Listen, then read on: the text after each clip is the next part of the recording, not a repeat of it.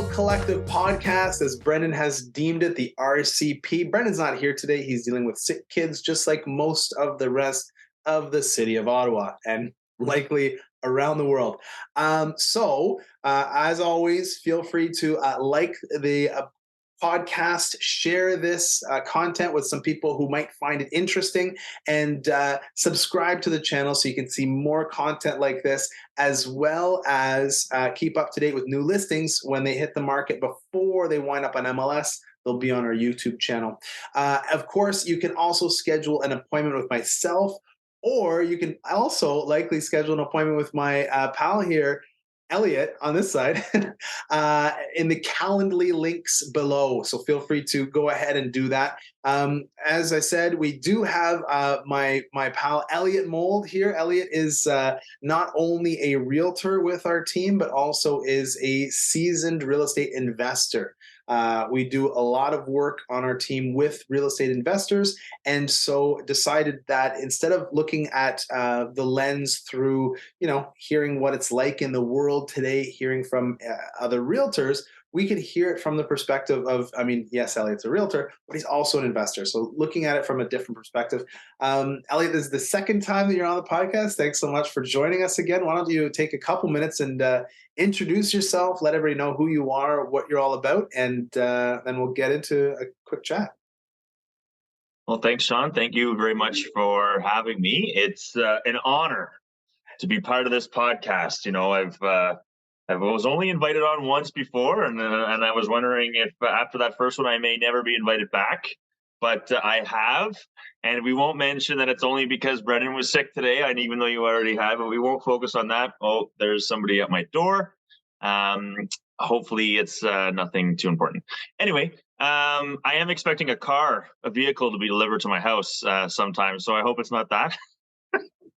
Anyway, so as Sean mentioned, I'm a realtor on the team with the Real Collective. I have been for about 3.5 years now, and even before being a realtor, I had a background in real estate in general as an investor. So I had a passion for real estate, and being a realtor just played into that. After I finished my 18-year career with the Royal Canadian Air Force, and the real estate bug had me really good.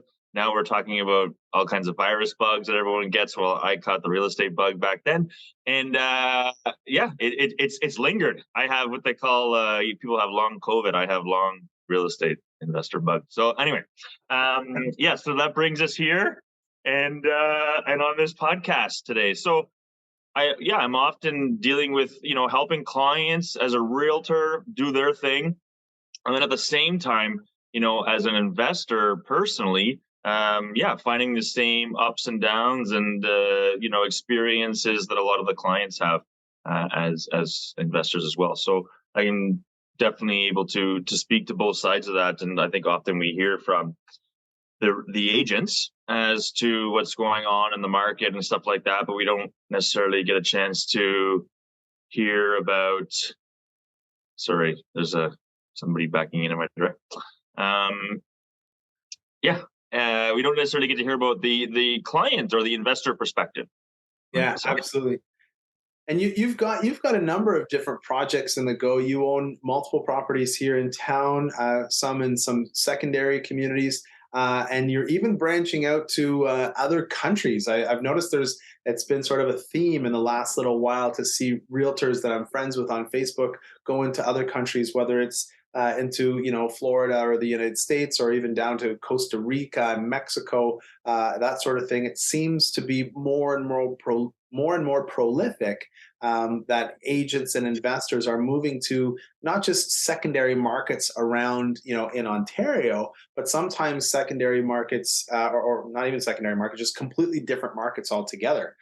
So we'll unpack that a little bit as we get into it. But before we do, why don't we talk a little bit about what your real estate investment journey has been, and what the types of projects that you started with, and sort of the stuff that you've got going on now, and then what you think your future might look like. For sure. So originally, I think we started with what we would call house hacking without really knowing it way back when, and to the point where I owned a home that I didn't live in and I rented it out. But then I personally went and rented an apartment. So at the beginning, it was what makes most sense with the numbers. And at that point, it was a difference of about $1,000 a month in my pocket by renting out my own home and then going to rent the property. So that's how it started. There was some sharing of my own home with other people, renting out rooms and stuff like that. Then it was creating a secondary unit in a home that I lived in the main floor and rented out the basement. And we did a couple of those. And then we finally said, you know what, no more tenants in our own home. And let's get an adult house, a single family home with no other units and with no plans of adding units. And then just keep our investments and our renters separate at other properties. So since then, you had something to say? Yeah. I said you're going to finish your basement soon. You sure you're not going to put a unit down there? No, but I have a big garage with a flat roof on it, and I've been thinking about going over top of the garage and adding a unit there. Maybe, you never know. But yeah, so that's where we're at. Then I would say, for the most part, we have purchased just a couple properties. I call them off the shelf, where you're buying a 4-unit property. They're listed. You're inheriting tenants. It is what it is. You buy it. The cash flow is okay, and that's it. And if someone ends up leaving at some point, great. Hopefully, maybe when you're buying this property, one of the units are vacant. Then you've got a little bit of lift there. You can do some value add, renos to the unit, and increase the value of that unit, and then also increase the rent. So those are great. So we certainly have done a few of those through our process, but more so recently, I think, especially with the way the market was going, and it was quite the trend where everyone was hearing about the BRRRR strategy. Well, before that, it didn't have that name. It was called forced appreciation, and then you would increase the value of the property and increase the rent, and then therefore, at the end of the day, you come back with a higher valuation, and then pull some money back out. So we've been doing that recently, a lot of value add stuff. So adding a unit, adding multiple units, getting units that are vacant and fixing them up. I'm not the type of person, or we haven't been the type of people to go through and start trying to boot everybody out of a building that we've purchased. We're just sort of more on the front end, hoping to get some that do have the vacant units already. And to the point where we're creating 8 new units in a building. That was just a large building before. We kind of just created the shell inside the building and then started putting units in, and some converting of commercial units to residential units in another building. And looking for more projects like that. We've got one that we're kind of looking at right now that would be adding maybe 8 units inside an existing building again, maybe more. So those are what we've done, and we've done that because we needed to sort of stay ahead of the curve. So we went to secondary markets years ago because we wanted more cash flow. Well, now, cash flow is almost non-existent, and you don't even find that much of it in the secondary markets anymore. So we found that to still get that cash flow, we had to be more creative, and we had to do things other people maybe weren't willing to do, which was heavy on the renos and have some creativity and ask for zoning permission or zoning allowances from the town or from the city to do these larger projects and go through that process, which takes a lot of time and costs a lot of money carrying the project. And those are not necessarily things that people want to be doing, which I get, right? So that's what we have been doing. And you've been really focusing on not so much trying to get the deal wherever it might be, but really developing your Trumpian stronghold in one or two markets that are relatively close to each other. And as a result, I think you've built up a really good relationship with some of the local people who are in terms of doing policy and trial and error with finding different handymen and different people to do work, right? And it's been interesting to see. I've got to see it really closely over the last 3.5 years.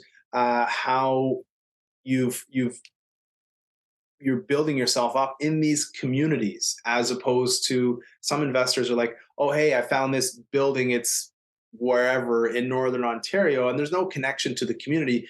The focus there was about, well, I want to I want to make as much money as I can. I think that's maybe where you started, but I think that as you're spending more and more time in these communities, there's a connection, I think, that you're getting with that local area that can't really. I don't want to foreshadow it, I guess. Right. I think, well, it goes back to the beginning. I had a passion for real estate years ago. So this never started as, oh, how do I plan for wealth building for my family in the future so I can create legacy so they don't have to worry and all this stuff. Hey, you've known me for a long time. I mean, I'm the guy that's like never had a personal budget, was terrible with bills, was terrible with finances, all that stuff. So when I got into this, it wasn't to create this future for myself. It's because I really love buildings and I love, converting things, and I like having tenants come in and seeing this beautiful unit and saying to us like, oh wow, I would love the opportunity to live here, and being able to present that to somebody and say, here, we'd like you to have it, and having those experiences with them, and taking something from looking terrible and not being used to making it beautiful and having it be a nice unit for somebody. So those are the things that I really like. And it has never really been about the business side of things so much. I mean, that's always there in the back of my mind, but it's really just because I enjoy doing it. Now there's many stressful times. Sometimes there's more stressful times than happy times, but it's all part of the process. And that's the biggest reason why we do it. So by being close, I'm able to experience the real estate part of it. I'm able to go and touch and walk and make decisions and, conceptualize standing in the space that I wouldn't be able to do if I was over a video call to a property manager, 10 hours away. Right. So that's, I think, the biggest thing is it feeds the passion of the real estate for me. So that's. Can't you just hop on your private jet and drive down to or fly down to Mexico where you're working on your mega project? No, I can't. No. Kidding. No, I'm not able to do that. No, I like the hour drive, especially in the summer. I get in one of my old cars. I go down there. I can spend the whole day down there. Like, and I'm not even accomplishing anything. I just like being in them, and I like walking and checking and being a part of it. And I like being in those towns where there's a lot of history, and I feel like you're making a difference. And because of that, yeah, we've been able to create relationships with the town hall and the city, office and stuff like that. And, to be able to, if they see us continually trying to do things there that are, helping out the town and helping out the area, then they're happy to work with us. Right. So, being able to call the town planner or the chief building officer and have them answer the phone like a personal call whenever we want to ask questions, that's great. And we've established that because we do pull permits, because we aren't jerks when we're dealing with them. We aren't like getting pissed off when they tell us we have to change something, so yeah, it's a good working relationship, and it's taken some time to create, but we want to, I don't want to say exploit that, but we want to keep it going as much as possible rather than spreading ourselves all over and not having those relationships. So. Yeah, I think that's helpful. All right, well, we'll take a quick break here. When we come back, we'll talk about what it's like to be an investor in the current state of the market, and how you can, even still, considering where we're at, still find some opportunities. And then we'll also talk a little bit about what some opportunities are outside of Ontario, because you've been playing in that realm as well. So we'll talk about that on the other side of this ad. As always, everybody, if you are liking what you were hearing, click that like button. If you are not subscribed to the channel yet, please do so that you can keep up to date with everything that's going on. And if you are watching this and you think, oh, my friend really needs to hear about what's going on, then feel free to share this with them. Click on the link down below for the Calendly link. And you can also click on the link down below if you'd like to see the previous conversation that we had with Elliot. So the last time he was on this podcast, you can click on that as well. And we'll be back right after this.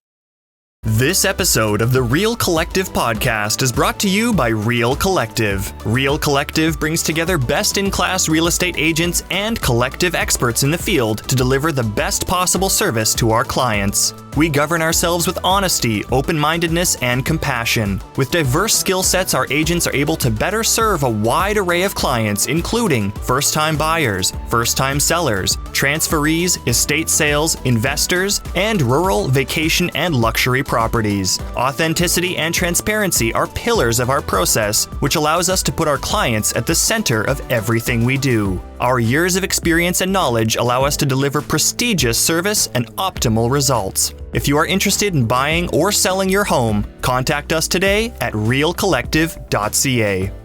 Welcome back, everybody, to the Real Collective podcast, aka the RCP. As always, click that like button, subscribe button, and share this with all of your friends so that more than 3 people will see this video.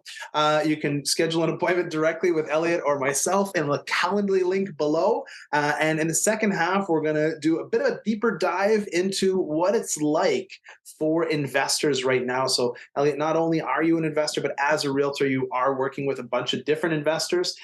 So what is it like buying now? I mean, the rates have gone up. There's no secret about that. The prices have also gone down in some cases for the places that are selling. What are you finding when? I mean, I noticed you were looking to maybe buy a place yesterday or 2 days, 3 days ago, whenever it was. How's that?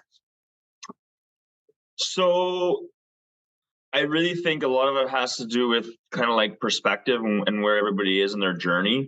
And I think that the you can sort of say the answer, regardless of where you are in your journey, should be the same, but it may not be as easy to proceed if you're early on your journey, because there needs to be some faith and some trust and some, like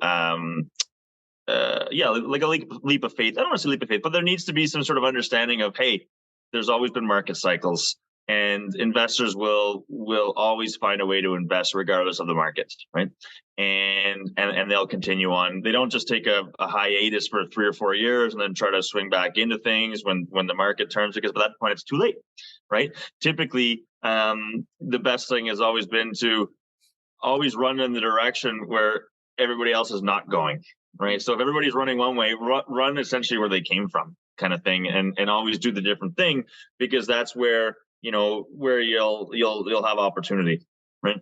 As soon as you start following everybody else, well, everyone's doing the same thing, and there's no opportunity there, right? And I think that's what really happened over the last few years, is that everybody was running to the same thing, and now they're all running away from it. So yeah, rates have changed. It's unfortunate. I think we had it so good there for a few years, and then all of a sudden they're like, oh, rates are going to go back up, and that was pre-COVID, and everyone forgets that was going to happen. That was already slated. It was happening. Do I think it would have happened to the extreme that it did? Absolutely not.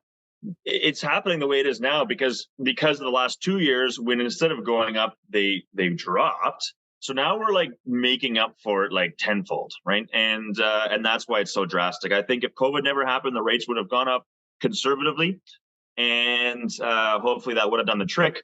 But it just pushed it off, and now they're really trying to make up ground fast, and that's really, it's unfortunate.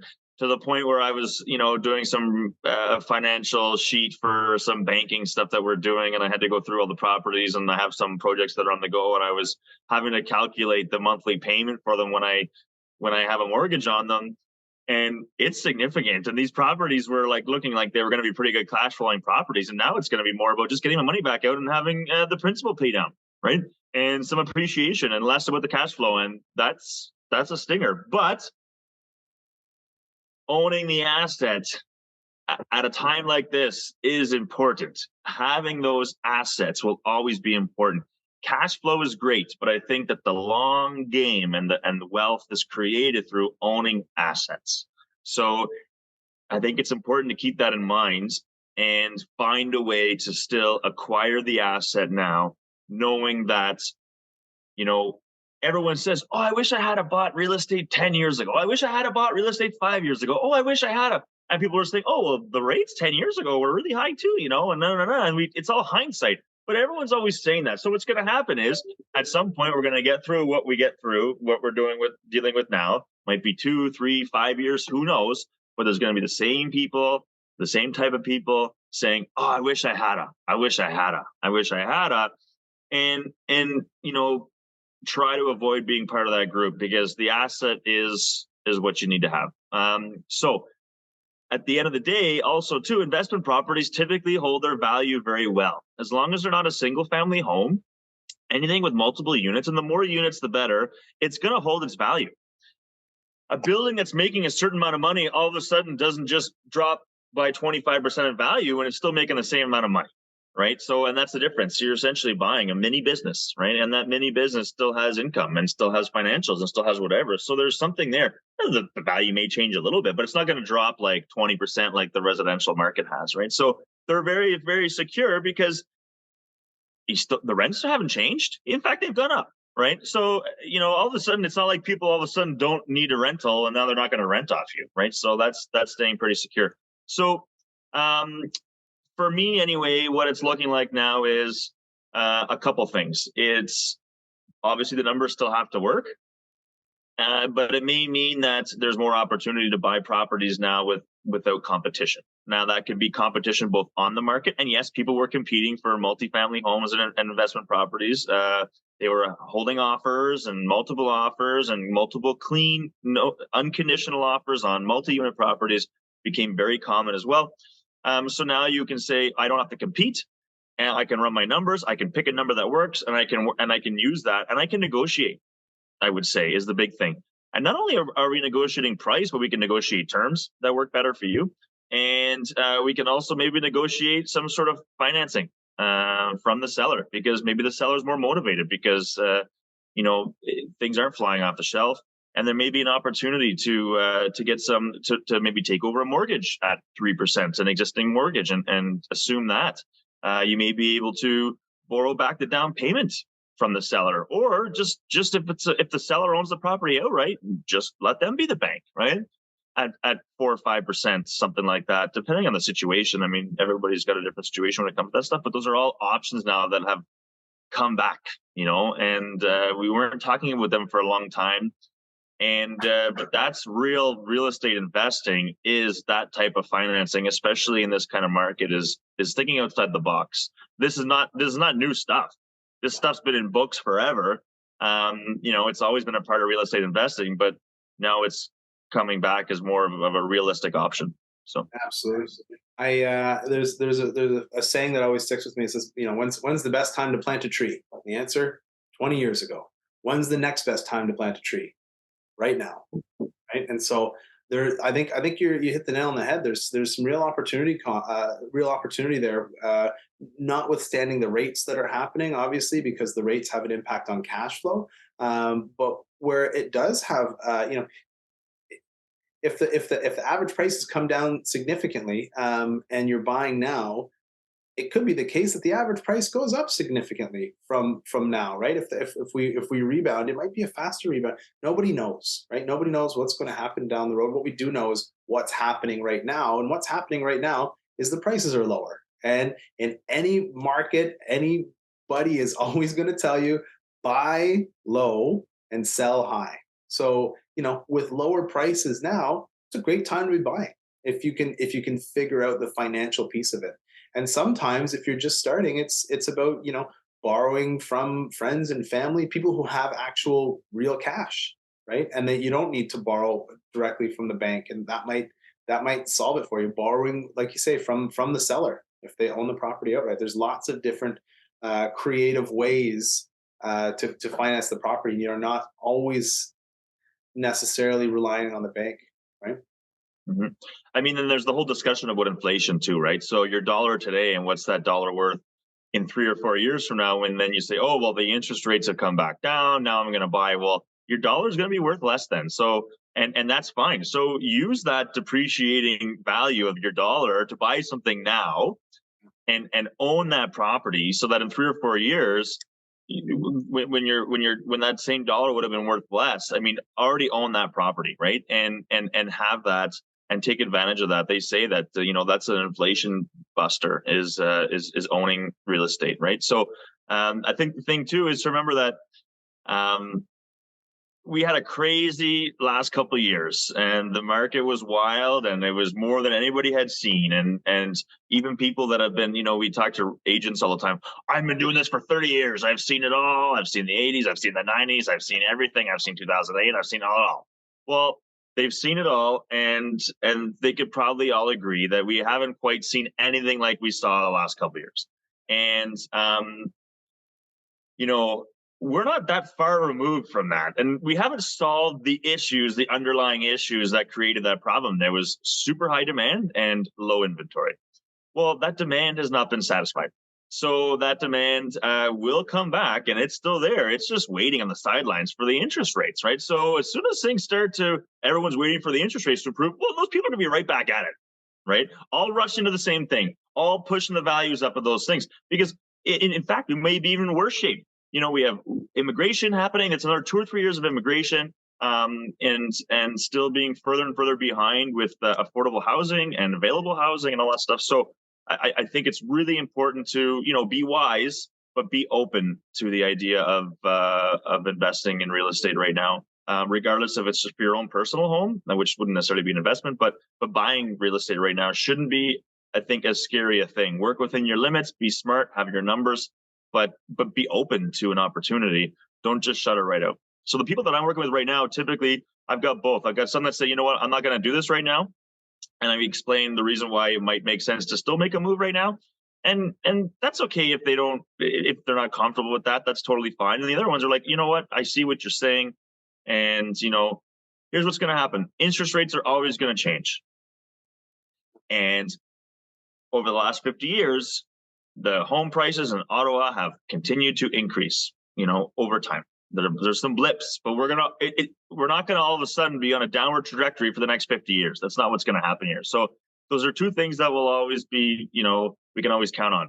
Overall, properties will appreciate, and interest rates are going to change. So yeah, you said earlier, when everybody is going in one direction, you're going to do the best when you're moving in the other direction. Well, it seems like right now everybody is sitting on the fence and waiting, right? They're all, well, I don't want to make a move right now. I want to see what's going to happen.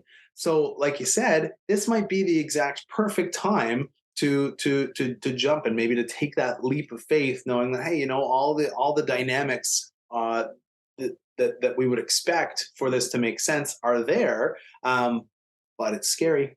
Right? Because there's a lot of people who have been stuck holding the bag over the last 6 months, a lot of flippers, a lot of short term investors, right? The long-term game is always the solution. And in that same vein, we'll make this the last topic and wrap it up. But in that same vein, you've looked to expand your personal real estate empire. And again, thinking from at first a short-term point of view, but I think you're likely going to be more looking towards the long-term view. And you're now doing some investing down in the United States of America. How's that going? I am. It's going well. So this is not the shiny, glamorous investing abroad kind of conversation. I am not looking to purchase a short-term rental in Costa Rica. I'm not buying a condo in Dominican Republic. It's just more getting involved in real, typical ground roots real estate investing, but in the land of opportunity. So one thing that I've noticed is that there is way more opportunity in the US, and there's way more people. There's also way more houses. And there's a lot of houses that sit empty. The thing is that like we've seen a real, I think it's important to keep in mind, like our market in Ottawa has seen a real big change. Well, our average house price, Sean, you do the markets updates every month. Like what was the average sale price at its highest? Almost $800,000 in Ottawa. Over 8. That's right. Over 8. Residential condo, yeah. So when you increase your interest rate by 2% on an $800,000 purchase, that's a big change in your monthly payments. Okay. Correct.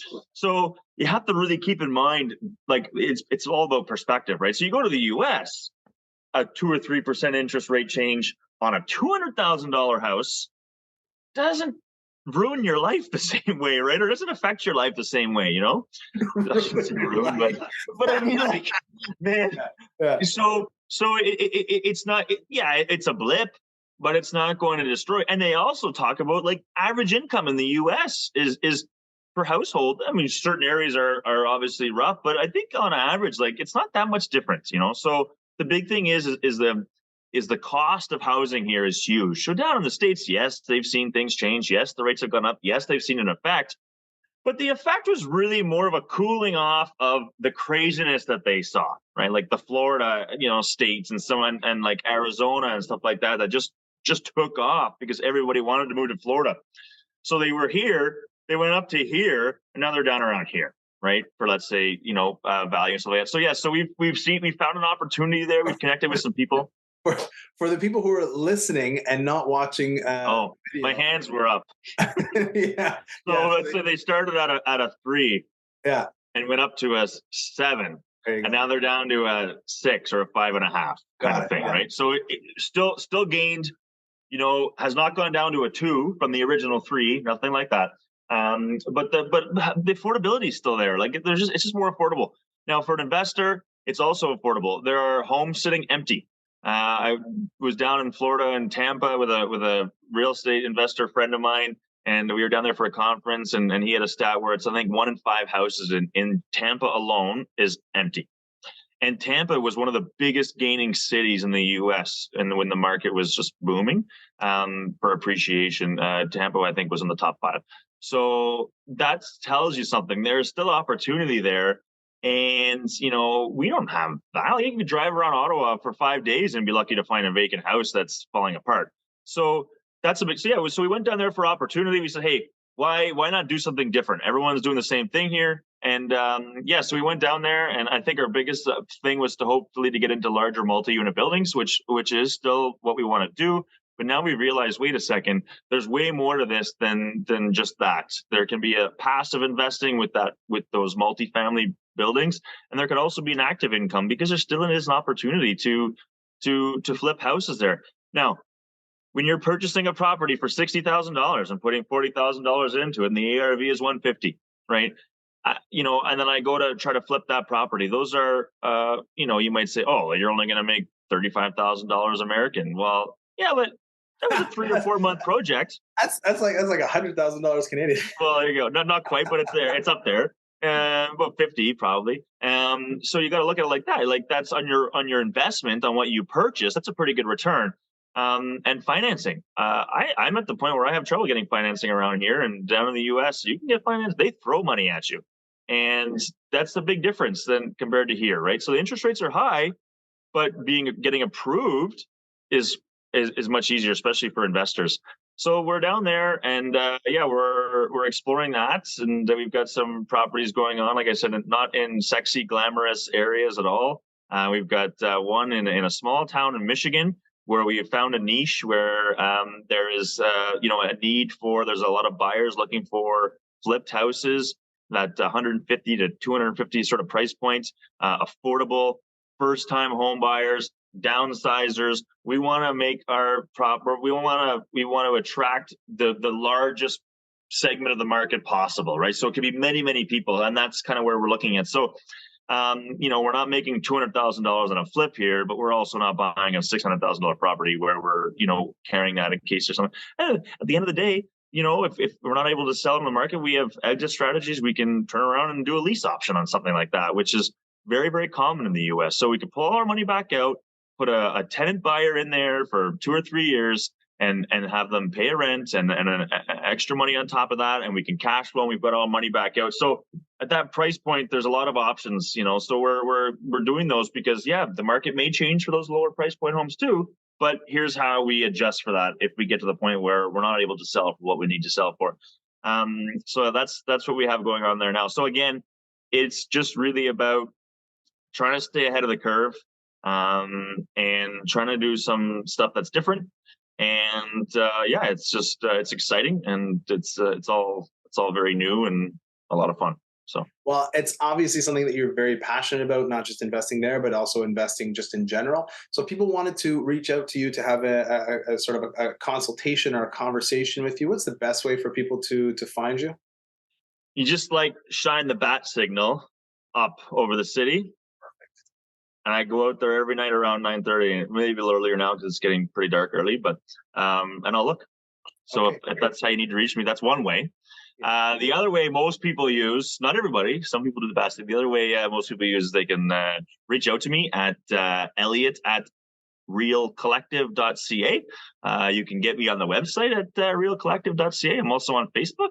I'm not a fancy guy. I'm just grassroots. I got my regular Facebook profile, Elliot Mould, 2 L's, 1 T, Mould. It's the best name in real estate, and it's everybody loves a little bit of, not too much, just enough mold in their house. And yeah, those are the best ways. Or you can just, I don't know. I'm the only name Elliot Mould. So there's many ways to get a hold of me. I won't tell you where I live, but not yet. Awesome. Good. Well, listen, thanks for jumping on. I appreciate it. I appreciate you. You're always a wealth of knowledge, and I mean, you're doing a lot of learning. And you mean I talk a lot? Yeah, that's right. And it's wow, you're a great podcast guest. How's that? Anyways, as always, guys, if you enjoyed what you heard today, feel free to share this with somebody who is interested in maybe investing in real estate. You can like that video so that we can help improve the algorithm, and subscribe to the channel to keep up to date on everything that's going on. Click down below for the Calendly link to book an appointment. Elliot, do you have Calendly set up yet? No? No. Okay, cool. So click down below. Too busy investing and helping people buy houses. That's fair. Yeah, you're too busy doing work. The schedule will be full. That's right. Yeah, just jam packed. Click the link down below. And if you're listening to Apple, Spotify, or Apple Podcasts or Spotify, you can find us there. As always, if you're watching this on YouTube, then you get to look at our beautiful faces. Yeah, it's all good stuff. So until next time, keep it real. Collective.